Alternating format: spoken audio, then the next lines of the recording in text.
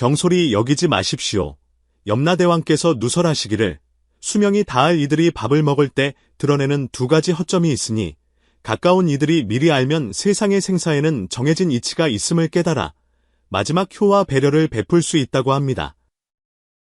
혹자는 사람의 수명이 다하는 것이 진정 아무런 징조 없이 갑자기 찾아오는 것이라 생각합니다. 실로 그렇지 않습니다. 불교에서는 만법은 공하지만 인과는 공하지 않다고 말합니다. 한 생명의 궤적이 종점에 이르는 것은 이미 지나온 모든 인과 속에 그 복선이 깔려 있습니다. 도교에서는 사람이 땅을 본받고 땅이 하늘을 본받고 하늘이 도를 본받으며 도는 자연을 따른다고 했습니다. 생명의 흥망성쇠는 본래 자연의 큰 도의 일부인 것입니다. 한 사람의 생명의 불꽃이 곧 사그라지려 할 때 그의 정, 기, 신삼보에는 반드시 보통 사람이 알아차리기 어려운 미묘한 변화가 발생합니다. 이러한 변화는 결코 현묘하고 깊은 곳에 있는 것이 아니라 지극히 평범하고 눈에 띄지 않는 일상생활, 특히 식사라는 행위 속에 숨겨져 있습니다. 사람은 한 호흡으로 살아가고 세상의 곡식을 먹으며 살아갑니다. 식사는 사람이 양기와 인간 세상의 불기운을 보충하는 가장 근본적인 통로입니다. 한 사람이 이 양세와의 인연이 닿을 때 이 가장 근본적인 연결고리에서 가장 먼저 허점이 드러나는 것입니다. 전에 내려오는 바에 따르면 저승의 염라대왕께서 무심결에 한 번 청기를 누설하셨다고 합니다. 수명이 닿을 이들은 밥을 먹을 때 스스로도 모르게 숨기기 어려운 두 가지 허점을 드러낸다는 것입니다. 만약 가까운 친인이 이를 일찍이 알아차린다면 마음의 준비를 하여 임종을 준비할 수 있으니 이것이 곧 마지막 효심이자 배려가 될 것입니다. 도주성에서는 목수 조순을 언급하며 엄지를 치켜 세우지 않는 이가 없었습니다. 모두 그를 효자라고 칭송했습니다. 조순은 30이 넘었지만 아직 장가들지 않았습니다. 그가 원치 않아서가 아니라 집에 계신 노모를 두고 떠날 수 없었기 때문입니다. 조순의 아버지는 일찍 돌아가셨고 어머니 홀로 그를 키우셨습니다. 이제 노모는 70이 넘으셨으나 몸은 여전히 정정하시어 매일 마당에서 채소와 과일을 심으실 정도로 정신이 강령하셨으니 많은 젊은이들보다도 건강하셨습니다. 조순의 마음속에서 어머니는 곧 그의 하늘이었습니다. 어머니께서 건강하고 편안하시다면 자신은 아무리 고생하고 힘들어도 기꺼이 감수할 수 있었습니다. 그러나 하늘에는 예측할 수 없는 풍운이 있고 사람에게는 예기치 않은 화와 복이 따르는 법입니다. 어느 날 조순이 밖에서 일을 마치고 돌아와 문을 밀고 들어서자 밥이 타는 냄새를 맡았습니다. 그의 마음이 철렁 내려앉아 세 걸음을 두 걸음처럼 달려 부엌으로 돌진하니 소단에 죽은 이미 새카만 숯이 되어 있었습니다. 그리고 평소 가장 깔끔하고 민첩하셨던 그의 어머니는 지금 아궁이 앞에 멍하니 앉아 계셨습니다. 두 눈은 벽 모퉁이를 뚫어지게 응시하고 계셨는데 마치 그곳에 무언가 시선을 끄는 것이 있는 듯했습니다. 어머니, 어머니. 무슨 일이세요? 조수는 황급히 다가가 어머니의 어깨를 흔들었습니다. 노모는 마치 꿈에서 막 깨어나신 듯 멍하니 조순을 바라보시고는 탄 솥을 보시더니 혼탁한 눈동자에 당혹감이 가득했습니다. 아, 순아, 너 왔구나. 어휴, 이게 어떻게 된 거니? 방금 내 아버지가 보여서 나한테 손짓하더구나. 조수는 어머니가 아버지를 그리워하다 눈이 침침해지신 것이라 여기고 몇 마디 위로를 건넨 후 다시 쌀을 씻어 밥을 지었습니다. 하지만 그날 이후로 1년의 기이한 일들이 꼬리를 물고 이어졌습니다. 노모는 잠이 많아지기 시작했습니다. 하루 12시간 중 10시간은 침대에 누워 계셨습니다. 가끔 깨어나셔도 정신이 혼미하여 아무도 없는 곳을 향해 혼잣말을 하거나 질문에 답을 하시는 듯했는데 마치 누군가와 대화하는 것 같았습니다. 조순의 마음을 가장 아프게 한 것은 어머니께서 식사를 거부하신다는 것이었습니다. 처음에는 가려서 드셨습니다. 이것은 너무 딱딱하다. 저것은 너무 짜다고 하셨습니다. 조수는 온갖 방법으로 음식을 만들었습니다. 생선살을 발라내어 곱게 빻아 죽을 끓이고 푸른 채소를 다져 국으로 만들었습니다. 하지만 노모는 냄새만 맡아보시고는 눈살을 찌푸리며 밀쳐내시며 입맛이 없다고 하셨습니다. 단 열흘 남짓 만에 원래 정정하셨던 노모는 급격히 수척해지셨습니다.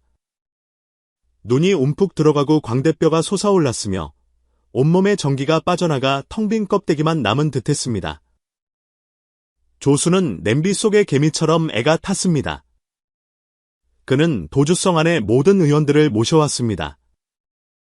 어떤 이는 나이 들어 몸이 쇠약해진 것이다 라며 보약을 처방했지만 이는 깊은 바다에 돌을 던진 듯 아무런 효과가 없었습니다.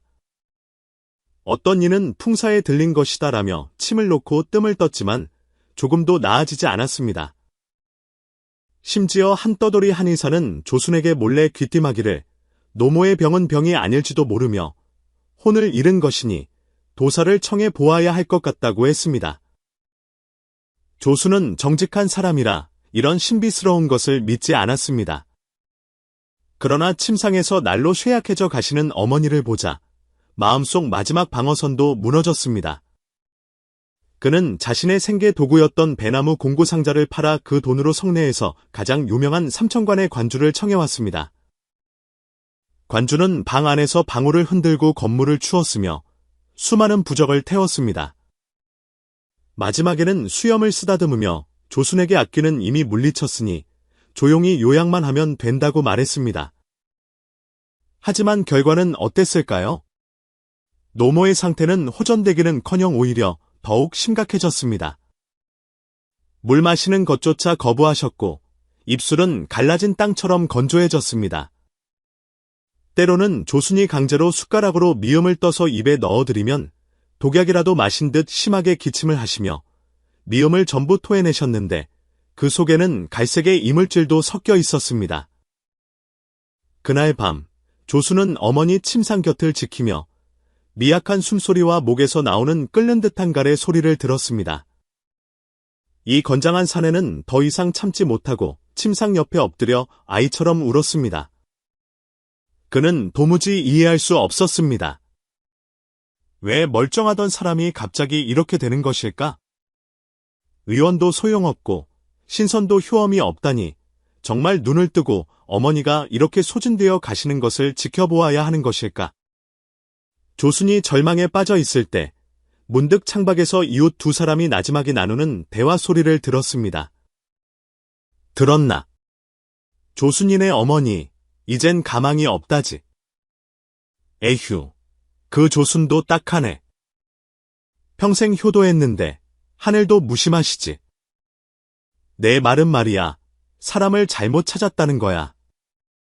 삼천관 도사들은 다 돈만 밝히는 사기꾼들이지. 진짜 능력 있는 사람이 누가 그렇게 요란하겠어. 내 말은 성 서쪽에 있는 허름한 절에 사는 그 사람 말이야. 쉿. 조용히 해. 그분 성미가 괴팍하기로 유명해. 사람들이 귀신도 겁내는 이라 부르지. 평범한 사람은 아예 상대도 안 해. 하지만 듣자니 그분은 정말 하늘과 통하는 능력이 있어서 음양을 꿰뚫어보고 생사를 점칠 수 있다고 하더군. 정말이야. 그런데 조수는 왜 그분을 찾아가지 않는 거지? 누가 감히 가겠어? 그분은 두 눈을 잃으셨고 성격도 고독하여 온종일 귀신과 상대하니 온몸이 음기로 가득하대. 보통 사람이 가까이 가면 큰 병을 앓는다고 하더군. 게다가 그분이 받는 진료비는 은자가 아니라던데.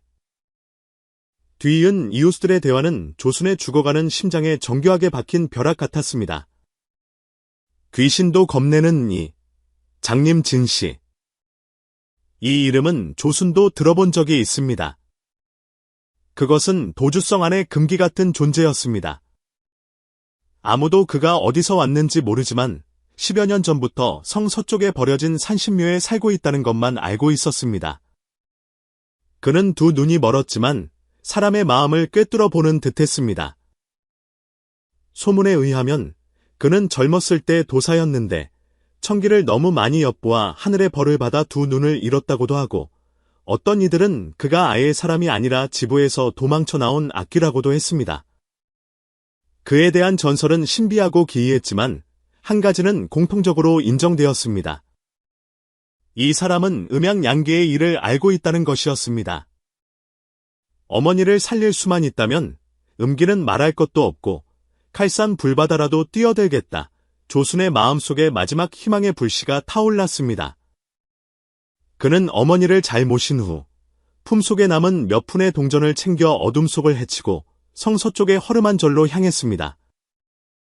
산신묘는 허물어져 담장도 반쯤 무너져 있었습니다. 달빛 아래 몇 그루의 말라 죽은 회나무들은 마치 저승의 귀신들처럼 사납게 가지를 뻗고 있었습니다. 사당 안에는 등불이 없었고 짙게 응축된 해묵은 향재와 곰팡이 냄새만이 진동했습니다. 조수는 용기를 내어 반쯤 열린 사당 문을 밀었습니다. 누구냐? 쉰 목소리에 차갑고 음산한 목소리가 대전의 어두운 구석에서 들려왔습니다. 조수는 깜짝 놀라 몸을 떨었습니다. 그는 정신을 가다듬고 소리가 나는 곳을 향해 무릎을 꿇고 땅에 머리를 세게 찧었습니다. 소인 조순입니다. 어머니께서 병이 위중하시어 진 선생께 구원을 간청하러 왔습니다. 부디 저의 어머니 목숨을 살려주십시오. 어둠 속에서 무언가 바스락거리는 소리가 들리더니 마치 누군가 일어선 듯했습니다. 키가 크고 마른 검은 그림자가 신상의 그림자 속에서 천천히 걸어 나왔습니다. 찢어진 지붕 구멍으로 달빛이 비쳐 들어오자 조수는 비로소 그 사람의 모습을 제대로 볼 수 있었습니다. 그는 낡은 도포를 걸친 노인이었습니다. 머리카락은 헝클어져 묶여 있었고 얼굴에는 깊게 팬 주름이 가득했습니다. 가장 섬뜩한 것은 그의 눈이었습니다. 그것은 두 개의 안구가 아니라 바닥을 알 수 없는 텅 빈 검은 구멍이었습니다. 그는 눈이 없었지만 마치 조순을 뚫어지게 보고 있는 듯했습니다. 그 시선은 칼날보다도 예리하여 피부를 꿰뚫고 사람의 혼백을 직시하는 듯했습니다. 너의 어머니는 수명이 다하였다. 천명으로 정해진 것이니 그 누구도 구할 수 없다. 장님 진씨가 입을 열었습니다. 그의 목소리에는 한 줄기의 감정도 없었습니다. 조순의 마음은 순식간에 골짜기 밑바닥으로 가라앉았습니다. 하지만 그는 포기할 수 없었습니다. 그는 벌떡 고개를 들고 몇 걸음 기어가 장님 진씨의 다리를 붙잡고 울부짖었습니다. 선생님, 저의 어머니는 평생 선행만 하셨고 한 점 부끄러운 일도 하지 않으셨습니다. 이렇게 가실 분이 아닙니다. 제발, 분명 방법이 있을 겁니다. 저의 어머니만 살려주신다면 조수는 다음 생에 당신의 소나말이 되겠습니다. 조수는 울부짖으며 차가운 바닥에 머리를 찧었습니다. 쿵, 쿵 소리가 났고 곧 이마에서는 피가 배어 나왔습니다. 장님 진씨의 마른 나뭇껍질 같은 얼굴에 아주 미세한 흔들림이 보였습니다. 그는 길게 한숨을 내쉬었습니다. 그 한숨 소리는 깊은 옛 우물에서 나오는 듯했습니다. 어리석은 아이구나. 어리석은 아이야. 생사에는 명이 있고 윤회에는 질서가 있거늘 너는 어찌 이리 고통스러워하는가? 그는 조순을 밀어내지 않고 다만 담담하게 말했습니다. 구한다 해도 살릴 수는 없다. 그의 이름은 이미 저승의 명부에 올라갔다. 저승사자들이 때가 되면 혼을 데려갈 것이니 아무도 막을 수 없다. 이 말을 듣자 조수는 온몸이 부들부들 떨리고 얼음 골짜기로 떨어진 듯했습니다. 장님 진씨는 화제를 바꾸며 다시 말했습니다. 허나 너의 지극한 효심이 하늘을 감동시킨 것을 보니 내가 너에게 하나의 길을 알려줄 수는 있겠다. 내가 직접 가서 물어볼 수 있는 길 말이다. 물어본다고요. 조수는 피와 눈물로 얼룩진 얼굴을 망연히 들었습니다. 그렇다. 장님 진씨의 텅 빈 눈구멍이 조순을 향했습니다. 내가 너를 꿈에 들게 하여 혼이 저승으로 가도록 할 수 있다. 네가 직접 집으로 가서 염라대왕께 여쭙거라. 왜 너의 어머니의 목숨을 거두려 하는지 말이다. 혹시 너는 그의 수명이 얼마나 남았는지도 알 수 있을 것이다. 그렇게라도 내 마음의 준비를 할 수 있다면 그것이 곧 내가 올릴 수 있는 마지막 효도일 것이다. 혼이 저승으로 가서 염라대왕을 뵙는다고요. 이것은 들어본 적도 없는 말이었습니다. 조수는 너무 놀라 말을 잇지 못했습니다. 하지만 그는 생각을 돌이켰습니다. 자신은 이미 막다른 골목에 몰렸으니 이것이 어쩌면 유일한 희망일지도 모릅니다. 좋습니다. 어떤 대가라도 치르겠습니다. 장님 진씨는 고개를 끄덕이더니 품속에서 오치를 한 듯 검은 작은 나무 상자를 꺼냈습니다. 그는 상자를 열었습니다. 그 안에는 손가락 길이만 한 붉은색의 기이한 향 하나와 괴이한 발걸음이 그려진 노란 종이 부적 하나가 있었습니다. 이것을 삼경 인도향이라 한다. 이것을 가져가거라. 오늘 밤 삼경시각에 너의 어머니 침상 머리맡에 피우고 북쪽을 향해 앉아 이 타원부에 그려진 괴이한 발걸음을 마음속으로 7번 외워라. 그는 잠시 멈추더니 목소리가 지극히 엄숙해졌습니다. 명심해라. 꿈에 든 후 내가 보고 들은 모든 것은 저승의 일이니 그 누구에게도 말해서는 안 된다. 너에게는 오직 한 시즌의 시간만이 있다. 한 시즌 후에는 묻지 못했더라도 반드시 돌아와야 한다. 그렇지 않으면 너의 혼백은 황천길에서 영원히 길을 잃어버려 다시는 돌아오지 못할 것이다. 그리고 장님 진씨는 물건을 조순의 손에 쥐어주며 덧붙였습니다. 이 방법은 하늘의 이치를 거스르는 행위이니 너 자신의 양기를 빌려 길을 여는 것이다.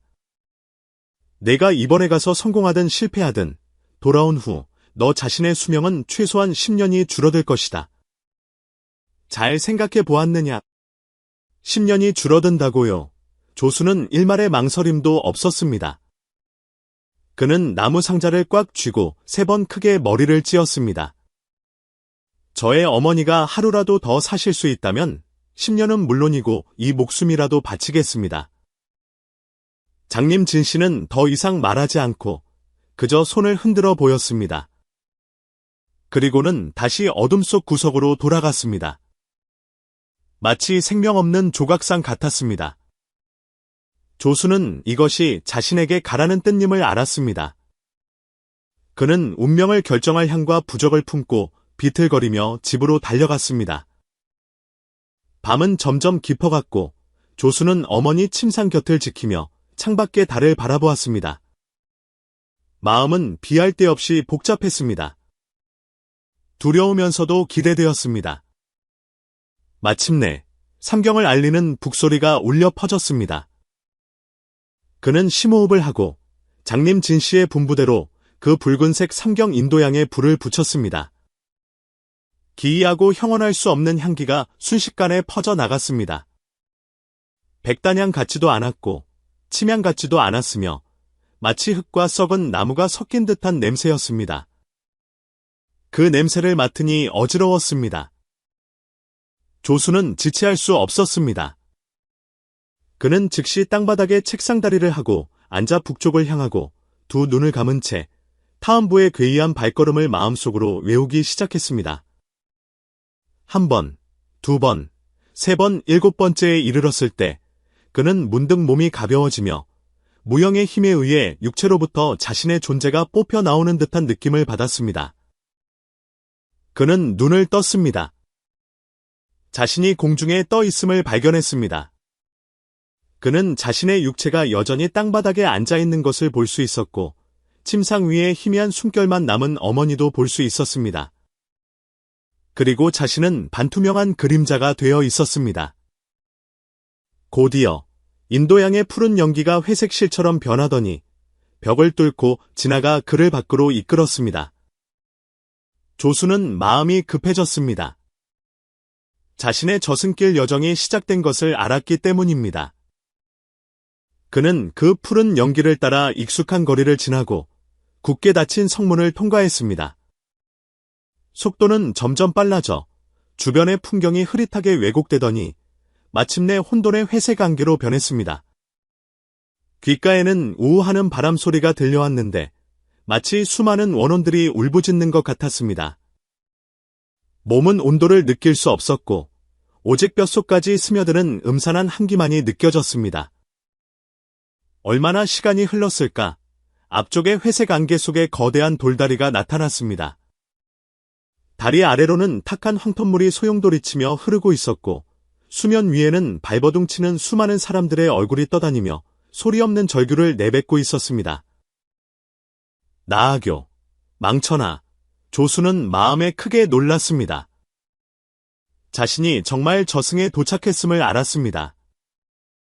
다리를 건너자 앞길은 더욱 어두워졌고 양옆으로는 피처럼 붉은 피 하나가 가득 피어 있었습니다. 길 위에는 그와 같이 반투명한 혼들이 많았습니다. 그들은 하나같이 멍한 표정으로 갑옷을 입은 저승사자들에게 떠밀리며 긴 행렬을 지어 천천히 앞으로 나아가고 있었습니다. 조수는 멈출 수 없었습니다. 그는 거의 다 타버린 푸른 연기 실타래를 따라 긴 행렬을 피해 필사적으로 앞으로 달려갔습니다. 그에게는 오직 한 시즌의 시간만이 있었습니다. 마침내 푸른 연기가 완전히 사라지기 직전 그는 웅장하고 엄숙한 검은 궁궐을 보았습니다. 궁궐 위에는 거대한 현판이 걸려 있었는데 그 위에는 용이 춤추고 봉황이 나는 듯한 글씨로 겸나전 세 글자가 쓰여 있었습니다. 조수는 마음을 다잡고 예의를 차릴 겨를도 없이 대전 문으로 곧장 돌진했습니다. 대담한 산혼이여.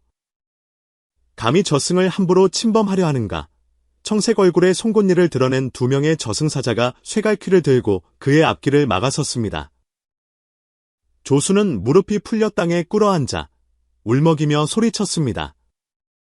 소인은 이승의 조순입니다. 병든 어머니를 구원하고자 감히 찾아왔습니다. 염라대왕님을 한번 뵙기를 간청합니다. 저의 어머니는 평생 선량하게 사셨습니다. 염라대왕님, 부디 은혜를 베풀어 주십시오. 그의 울부짖음은 텅 빈 염라전 앞에서 메아리 쳤고 너무나 미미하게 들렸습니다. 그런데 바로 이때 대전 안에서 미약하지만 우렁찬 목소리가 들려왔습니다. 그를 들어오게 하라. 그 목소리는 어떤 저항도 불가능하게 만드는 위엄을 담고 있는 듯했습니다. 두 저승사자는 즉시 쇠갈퀴를 거두고 길을 열어주었습니다. 조수는 놀라움과 기쁨에 휩싸여 기어가다시피 염라전으로 뛰어들어갔습니다. 대전 안은 음기가 스산했으며 양옆에는 얼굴이 험상궂은 귀양과 판관들이 늘어서 있었습니다. 정면에 높은 자리에 앉아있는 분은 얼굴이 대추처럼 붉고 위엄이 넘쳤으니 분명 시왕 중 한 분이실 것입니다. 조수는 감히 고개를 들지 못하고 땅에 꿇어앉아 자신의 사정과 어머니의 상황을 눈물로 호소했습니다.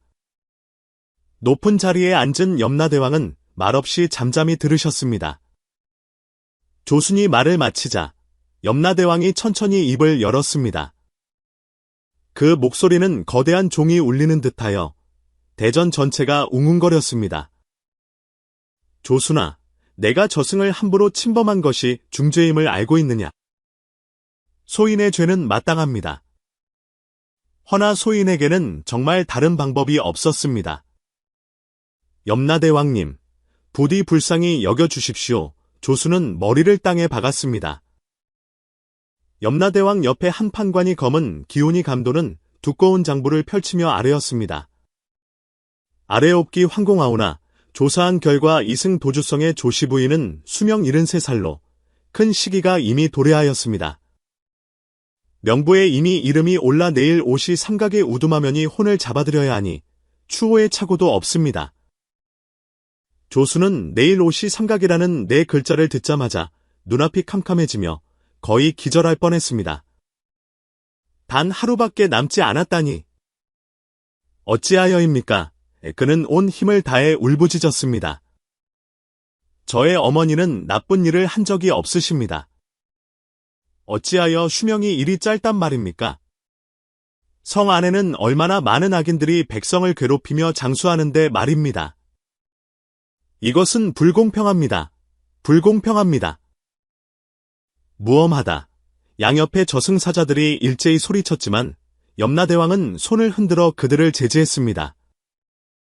그는 밑에서 미친 듯 울부짖는 조순을 보며 위험 있는 얼굴에 아주 미세하게 한숨 짓는 기색을 드러냈습니다. 세상 사람들은 장수하는 것을 복이라 여기지만 알지 못하느냐. 어떤 이들의 장수는 업보가 다하지 않아 이승에서 고통을 겪으며 죄업을 갚아야 하기 때문이고 어떤 이들의 단명은 공덕이 원만하여 일찍이 고해를 벗어나 윤회로 들어갈 수 있기 때문이다. 너의 어머니는 평생 선량했으며 너를 길러낸 공덕이 이미 다하였다. 그의 떠남은 벌이 아니라 해탈이다. 너는 어찌 그리 집착하는가? 염라대왕의 말은 한 바가지의 찬물처럼 조순의 마음속 모든 불꽃을 꺼뜨렸습니다. 그는 바닥에 축 늘어졌고 눈물은 소리 없이 흘러내렸습니다. 그는 알았습니다. 어머니는 정말로 구할 수 없다는 것을. 대전하는 침묵에 잠겼고 조순이 억누르는 울음소리만이 들릴 뿐이었습니다. 한참 후 염라대왕이 다시 입을 열었습니다. 됐다. 내가 너의 순수한 효심이 하늘을 감동시켰음을 보았으니 너의 어머니의 수명을 늘려 1000명을 거스를 수는 없으나 너에게 한 줄기 천기를 누설해 줄 수 있겠다. 이로써 너의 한 가지 소원을 풀어주마. 조순은 벌떡 고개를 들었고 그의 눈에는 다시 한 줄기 빛이 타올랐습니다. 염라대왕이 천천히 말했습니다. 실로 사람의 생사는 아무런 예고 없이 오는 것이 아니다. 한 사람의 수명이 다할 때 그와 이승의 연결고리는 점차 끊어지게 된다. 이 끊어짐은 보통 사람은 볼 수 없으나 가장 근본적인 생존 활동에서 여실히 드러나게 된다. 이 활동이 바로 식사이다. 사람이 오곡을 먹고 이승의 불기운을 흡수해야만 생명을 유지할 수 있다. 그러나 수명이 다할 이들은 그들의 혼백이 이미 저승으로 들어갈 준비를 시작했기 때문에 육체가 본능적으로 양기를 거부하게 된다. 조순은 넋을 잃고 들었습니다. 그는 자신이 거대한 비밀에 접촉하고 있는 듯 느꼈습니다. 그는 다급하게 물었습니다. 그럼 어떤 징조가 나타납니까? 염라대왕은 그를 바라보았습니다. 그의 시선은 깊고 오묘하여 삼계육도를 꿰뚫어 보는 듯했습니다. 기억해라. 수명이 다할 이들은 밥을 먹을 때 스스로도 모르게 두 가지 허점을 드러낸다. 이 두 가지 허점이 나타나면 설령 대라금선이라도 소용이 없다. 이것이 바로 저승이 이승의 친인들에게 보내는 마지막 알림이니 그들이 마음의 준비를 하여 임종을 준비하도록 하는 것이다. 조순은 심장이 목구멍까지 치솟았습니다. 그는 염라대왕을 뚫어지게 응시하며 한 글자도 놓칠세라 집중했습니다. 이 첫 번째 허점은 바로 염라대왕이 막 첫 번째 허점을 말하려는 순간 대전 밖에서 갑자기 천지를 뒤흔드는 듯한 분노의 포효가 터져나왔습니다. 대담한 산혼이여. 감히 저승에 머물러 있는가? 시즌이 이미 지났거늘 어서 속히 돌아가라. 말이 채 끝나기도 전에 조순은 등 뒤에서 거부할 수 없는 거대한 힘이 느껴졌습니다. 그의 혼백은 순식간에 끌려 올라갔고 뒤로 내팽개쳐졌습니다. 그는 필사적으로 손을 뻗어 무언가를 잡으려 했습니다. 필사적으로 소리쳤습니다. 첫 번째 허점이 무엇입니까? 무엇입니까? 하지만 그의 목소리는 거대한 견인력 앞에서 산산조각 났습니다. 염라전, 엄숙한 저승사자들, 위험 있는 염라대왕, 모든 것이 빠르게 멀어져 흐릿한 검은 점이 되었습니다. 조순의 의식은 하늘이 빙빙 도는 듯한 어둠 속으로 빠져들었습니다. 조순은 마음속으로 크게 외쳤습니다. 그는 그 두 가지 허점이 도대체 무엇인지 필사적으로 들으려 했습니다. 단 하나라도 듣는다면 말입니다. 이것은 단지 어머니의 마지막 시간뿐만이 아니라 염라대왕이 친히 누설한 청기였으며 음양양계의 친인들이 포착할 수 있는 마지막 신호였습니다. 이 두 가지 허점을 안다면 비록 천명을 거스를 수는 없겠지만 적어도 이승의 사람들이 우왕좌왕하지 않고 친인이 떠나기 전에 가장 적절한 배려와 마지막 동반을 제공하여 평안히 떠나도록 하여 유안을 남기지 않을 수 있습니다. 이 하늘을 뒤흔들 비밀이 입술 앞에서 강제로 끊어지자 조순의 혼백은 격렬한 끌림 속에서 끝없는 불만과 후회로 가득 찼습니다. 염라대왕이 친히 예언하고 누설한 이 두 가지 허점은 도대체 어떤 모습일까? 식사하는 동작일까? 식사할 때의 표정일까?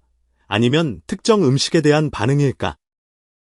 조순이 차가운 침상 바닥에서 갑자기 경악하며 거친 숨을 몰아쉴 때 그는 눈을 들어 침상 곁에 앉아있는 무표정한 장님 진씨를 보았습니다.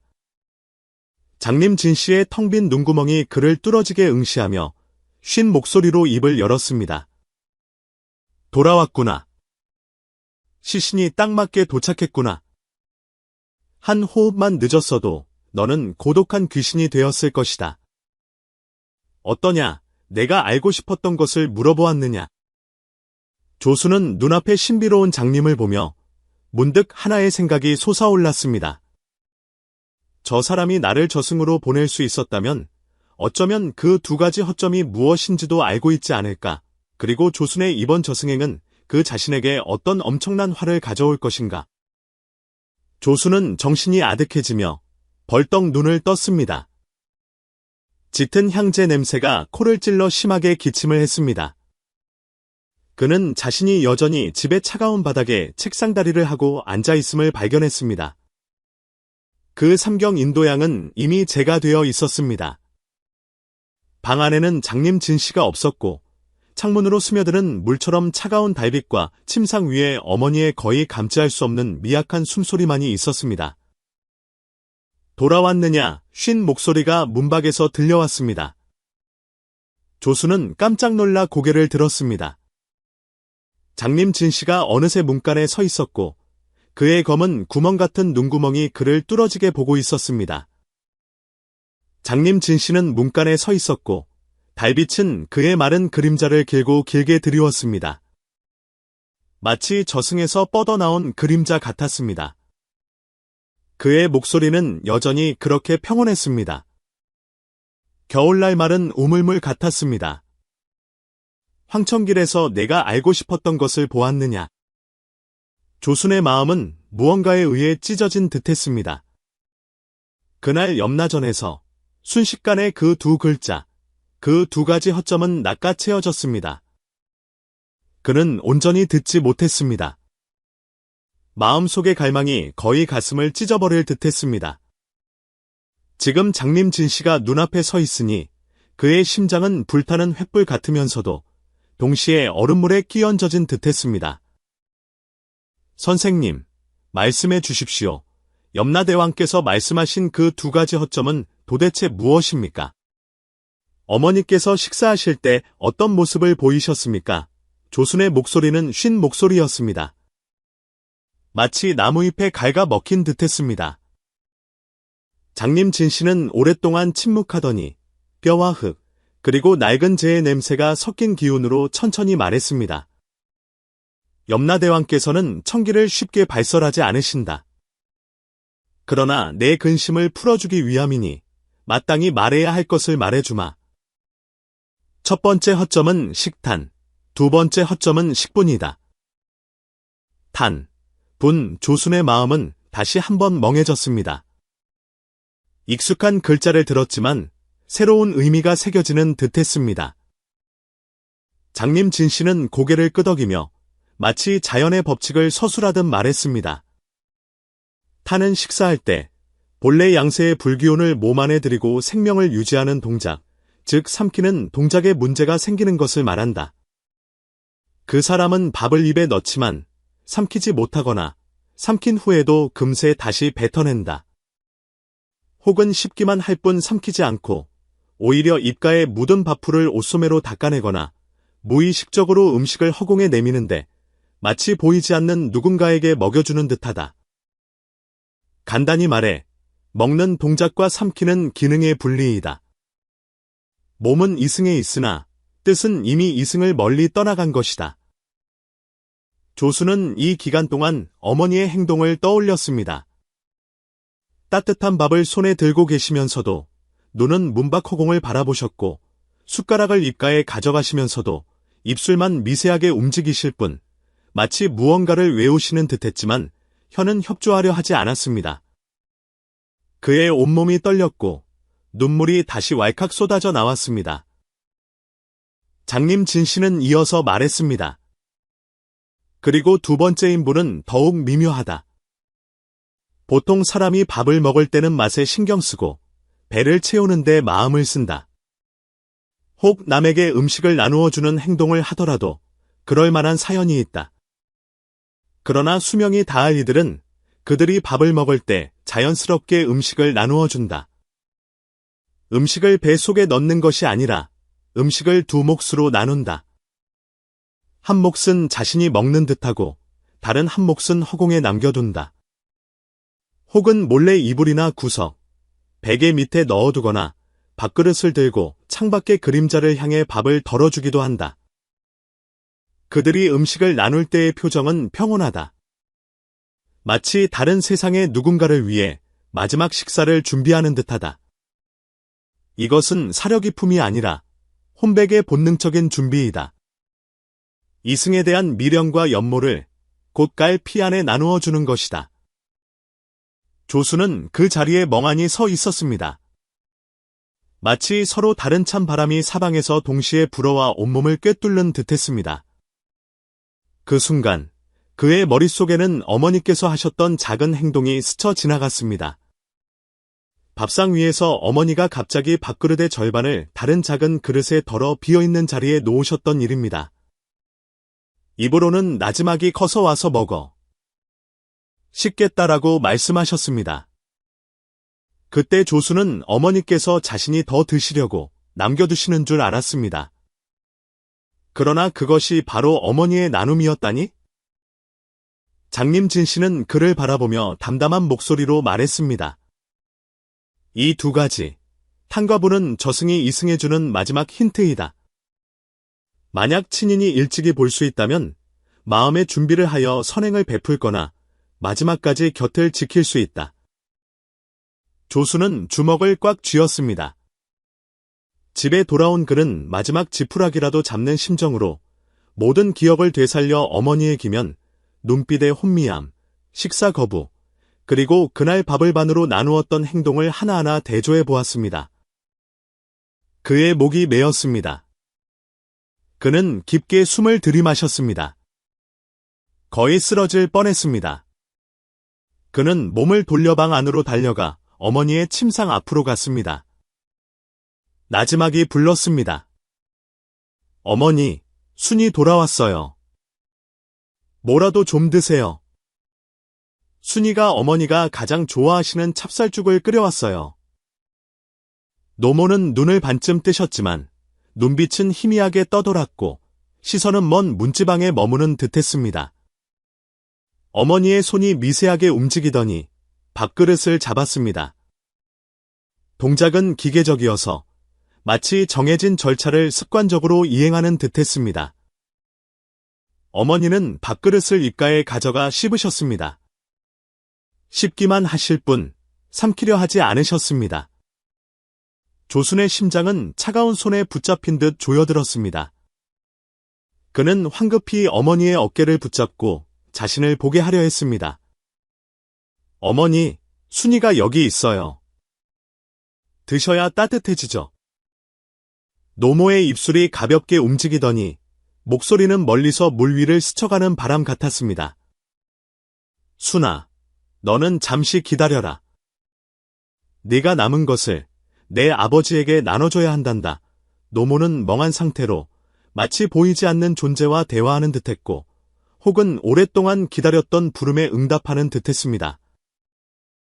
조수는 어머니가 그릇의 절반을 덜어내어 침상 머리맡에 작은 접시에 놓는 것을 보았습니다. 그 동작에는 일말의 주저함도 없었습니다. 마치 오랜 습관 같았습니다. 그의 눈물은 더 이상 통제되지 않았습니다. 그는 털썩당에 꿇어앉아 어머니의 발목을 두 손으로 붙잡았습니다. 세상의 마지막 끊어지지 않으려는 실타래를 잡으려는 듯했습니다. 그날 밤, 조수는 뜬 눈으로 밤을 새웠습니다. 그는 어머니 침상 곁에 앉아 어머니께서 때때로 시도하는 식사를 보았지만 늘 삼키지 못하셨습니다. 어머니께서 작은 밥그릇에 음식을 문박, 창틀에 놓아두는 것을 보았습니다. 마치 무영의 친인을 위한 이별의 식사를 준비하는 듯했습니다. 달빛은 칼날처럼 차가웠습니다. 그는 시간이 손가락 사이로 조금씩 빠져나가는 것을 느낄 수 있었습니다. 다음 날의 햇살은 무겁게 찾아왔습니다. 이웃들의 나지막한 속삭임은 바느질하는 바늘처럼 사람들의 동정과 호기심을 엮어냈습니다. 어떤 이는 채소를 가져왔고 어떤 이는 꽃을 가져왔습니다. 조수는 급히 모든 접시를 받아 어머니가 좋아하셨던 맛을 구현해내려고 모든 방법을 동원했습니다. 그는 생선살을 전보다 더 곱게 다졌고 죽을 꿀처럼 걸쭉하게 끓였습니다. 한 입 한 입을 어머니의 입술에 가져다 대며 어머니께서 몇 모금이라도 더 삼키시기를 기도했습니다. 오시가 가까워졌습니다. 근처의 위패 위에는 싱싱한 꽃과 한 그릇의 죽이 올려졌습니다. 이것은 조순이 매년 반드시 해온 일이었습니다. 어머니는 그 죽 한 그릇을 보시고는 눈빛이 조금 맑아지셨습니다. 갑자기 조순의 손을 붙잡으시더니 목소리는 쇠약했지만 간절했습니다. 순아, 너 어렸을 때 어미가 어떻게 했는지 기억하니? 더 말씀하시려 했지만 말이 중간에 끊어지고 기침으로 변했습니다. 마치 무언가가 목구멍에 걸려 억지로 내려가지 않으려는 듯했습니다. 조수는 어머니의 가슴에 귀를 기울였습니다.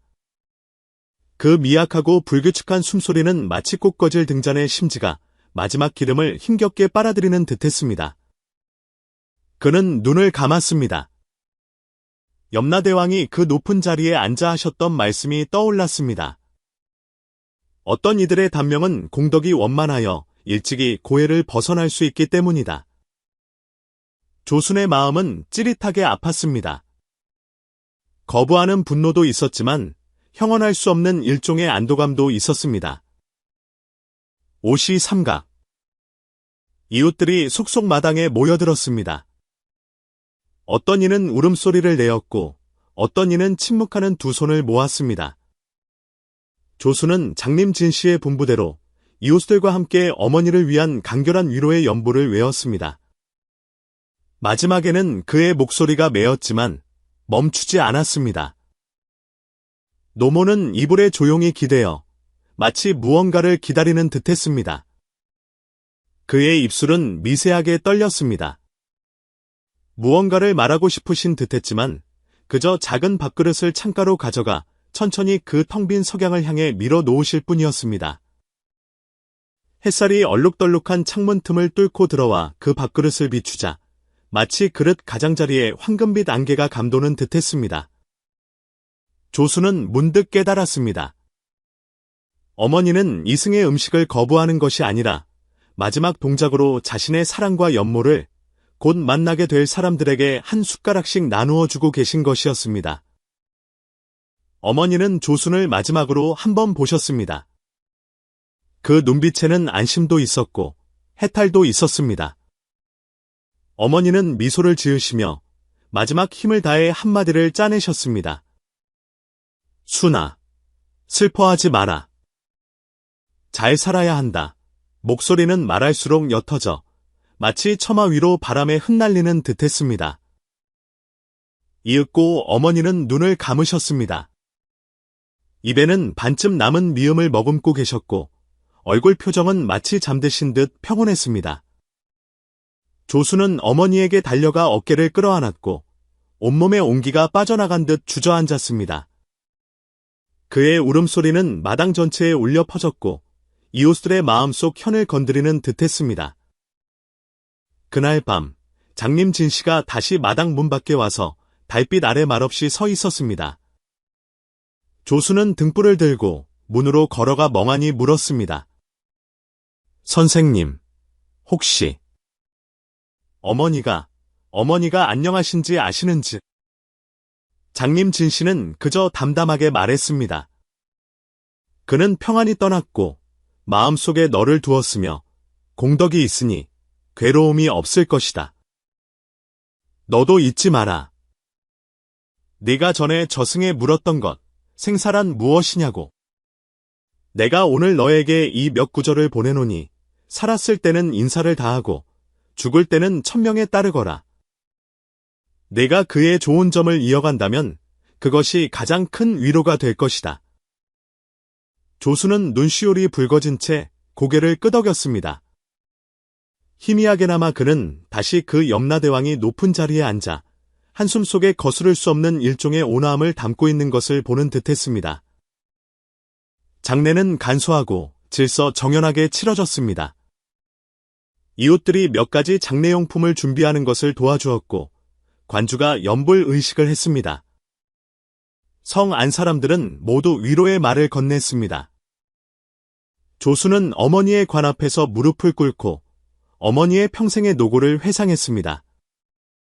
비바람 속의 낡은 우산으로 자신을 가려주셨던 일, 겨울밤에 몰래 이불을 걷어 자신의 손을 따뜻하게 해주셨던 일, 헝겊으로 자신의 옷소매를 꿰매며 밤늦도록 낡은 노래를 흥얼거리셨던 일들 말입니다.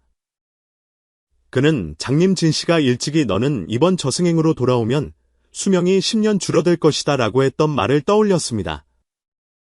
처음에는 어머니가 사시는 것에만 집착하여 개의치 않았습니다. 하지만 이제 어머니가 떠나셨으니 그 10년이라는 말은 가느다란 송곳처럼 천천히 그의 가슴에 상처를 냈습니다. 만약 정말 10년이라면 그의 일생에서 빼놓을 수 없는 한 조각의 세월이 그 한순간의 집착으로 소모되는 것입니다. 그는 마음속으로 자신에게 물었습니다. 가치가 있었을까? 하루의 연명을 위해 한번 염라대왕을 만나 천기를 듣기 위해 나는 무엇을 얻었을까? 시간은 천천히 흐르는 고독한 우물 속의 물 같아서 사람의 의지로는 가속되지 않았습니다. 어머니가 돌아가신 후 조수는 딴 사람처럼 변했습니다. 한때 그의 어깨에는 쌀, 장작, 기름, 소금의 무거운 책임이 지워져 있었는데 이제 그의 발걸음은 무거워졌고 얼굴의 앳된 모습은 세월의 소리 없이 사라졌습니다. 그의 손은 목재를 다듬을 때 전보다 더 섬세해졌지만 활기는 줄어들었습니다. 몇 달이 지나자 도주성 사람들은 점차 이 일을 각자의 기억 속에 묻어두었습니다. 조수는 여전히 매일 작업장에서 일했고 그의 손에서 떨어진 배나무 부스러기는 땅 위에 작은 더미로 쌓였습니다. 그는 때때로 황혼역의 마당 문간에 서서 서쪽의 석양이 먼 산 너머로 사라지는 것을 바라보았습니다. 누군가 지나갈 때면 그는 나지막이 어머니의 이름을 부르는 소리를 들었습니다. 마치 어머니를 부르는 듯했고 또한 그 옛날의 온기가 아직 남아있는지 확인하는 듯했습니다. 어느 날 마을에 어린아이가 찾아왔습니다. 천진난만한 아이는 아무도 부르지 않는 동요를 흥얼거렸습니다. 아이는 마당에서 뛰어놀다가 쌓아둔 목재 받침대를 넘어뜨렸습니다. 조수는 무의식적으로 아이를 막아서며 나지막이 꾸짖었지만 그의 목소리에는 자애로움이 더해져 있었습니다. 그는 문득 깨달았습니다. 자신이 무심결에 어머니의 많은 동작을 반복하고 있다는 것을. 따뜻한 죽을 그릇 가장자리까지 식혀놓고 아이에게 옷깃을 여며주고 밤에는 몰래 창문을 닫고 다시 한번 밖으로 나가 살펴보았습니다. 마치 무언가가 몰래 들어와 집안의 따뜻함을 훔쳐갈까 두려워하는 듯했습니다. 장님 진씨는 다시 나타나지 않았습니다. 어쩌면 그는 여전히 어느 황폐한 사당에 숨어 있을 수도 있고 아니면 이미 다른 염라대왕을 만나러 길을 떠났을지도 모릅니다. 조수는 때때로 그의 텅 빈 눈구멍과 그 차가웠던 말, 세상 사람들은 집착이 많으나 생사는 본래 한 몸이다 라는 말을 떠올렸습니다.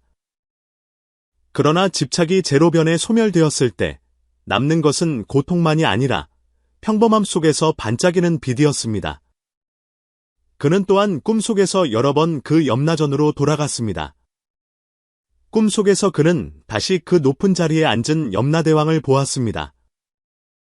여전히 노하지 않아도 위엄이 넘쳤습니다. 염라대왕은 그가 저승에 함부로 들어온 것을 꾸짖지 않고 단지 손을 들어 한 겹의 안개를 걷어내고 깊이를 알 수 없는 세상을 드러내 주려 하는 듯했습니다. 매번 잠에서 깰 때면 그의 이마에는 식은땀이 흘렀지만 마음은 조금 더 평안해졌습니다. 날이 갈수록 조순의 몸에는 변화가 조용히 찾아왔습니다. 그는 장님 진씨가 예언한 것처럼 당장 10년이나 늙지는 않았지만 사람들 눈에는 그의 몸에서 침착함과 고난 속에서의 일종의 유연함이 보였습니다.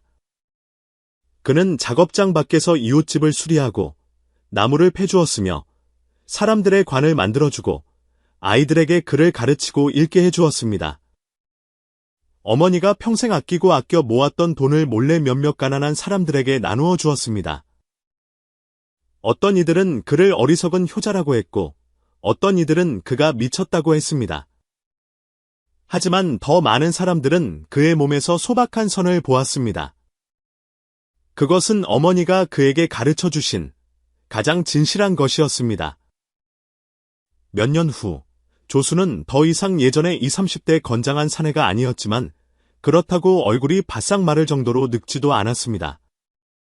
그는 매년 특정 날에 죽 한 그릇을 차려놓고 향을 피운 후 묵묵히 위패를 향해 말을 걸었습니다. 그는 더 이상 애써 청기를 쫓아 묻지 않았고 정해진 운명을 억지로 바꾸려 하지도 않았습니다. 그는 깨달았습니다. 사람과 사람 사이에서 가장 소중한 것은 종종 바꿀 수 있는 결말이 아니라 결말이 오기 전에 줄 수 있는 그 순간들임을 말입니다. 때로는 길 가는 사람들이 수군거리는 소리를 들었습니다. 듣자 하니 그 조순인의 어머니 돌아가실 때 입에 밥을 물고 계셨다지 어떤 이들은 탄식했고 어떤 이들은 냉담했습니다. 하지만 조수는 그저 마음속으로 가볍게 웃었습니다. 신비한 청기가 어디 있겠습니까?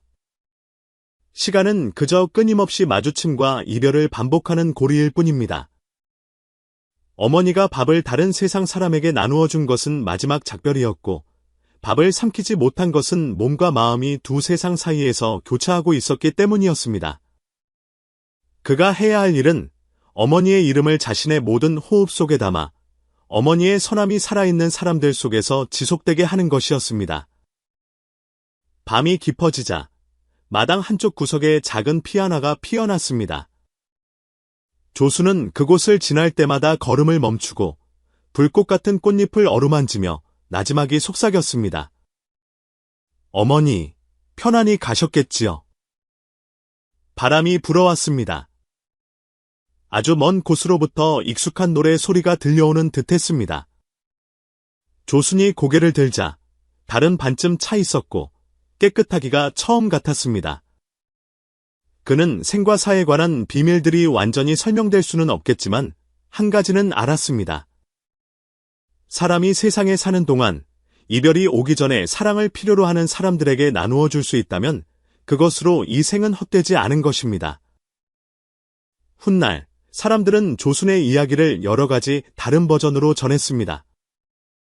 어떤 이들은 그가 염라대왕을 만나 청기를 얻었다고 했고 어떤 이들은 그가 귀신의 가호를 받아 10년의 수명을 되찾았다고 했습니다.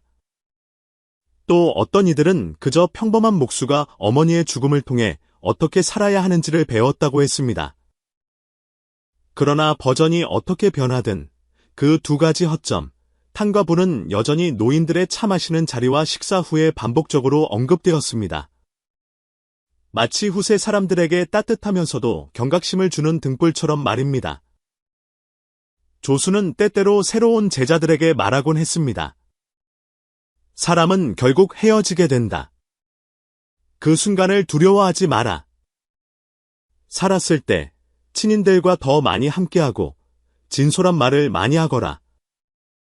그들이 밥을 먹을 때 그런 동작을 보거든 따뜻한 죽 한 그릇을 더 남겨두고 한 번 더 마음을 써서 그들이 이 여정을 마칠 때까지 함께 해주어라.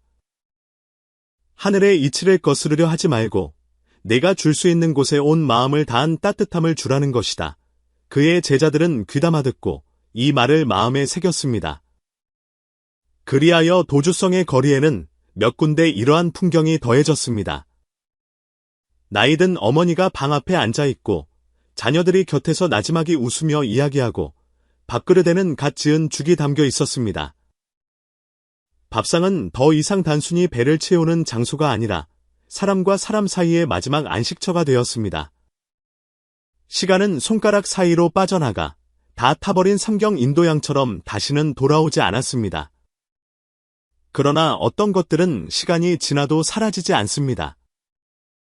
조순의 어머니에 대한 그리움, 밤의 위패 앞에서 드리는 그의 자애로운 기도, 그리고 그 두 가지 허점이 가져다준 깨달음은 모두 그의 일생에서 가장 무겁고도 가장 온화한 숙제가 되었습니다. 밤이 깊었습니다. 바람이 낡은 집의 창문 틈을 스쳐가며 잘게 부서진 나무 부스러기를 일으켰습니다. 조수는 손에 든 목공일을 마무리하고 천천히 마당으로 걸어가 방금 끓인 죽을 비어있는 상 위에 놓았습니다. 오래전 어머니가 자신에게 해주셨던 것처럼 말입니다. 그는 한 모금 마셨습니다. 죽의 향기가 가슴을 따뜻하게 했습니다.